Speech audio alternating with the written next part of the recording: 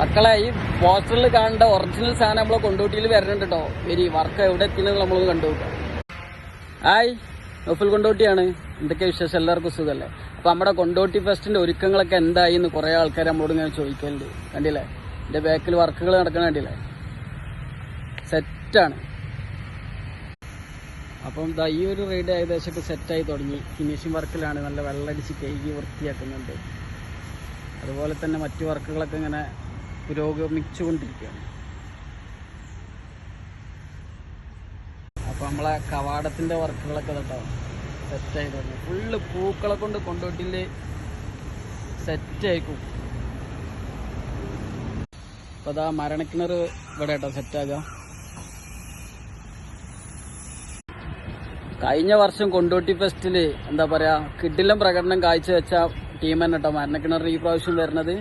കാരണം ഏറ്റവും കൂടുതൽ ആളുകൾ കണ്ടൊരു പ്രോഗ്രാം ഒരുപക്ഷെ മരണക്കിണറായിരിക്കും.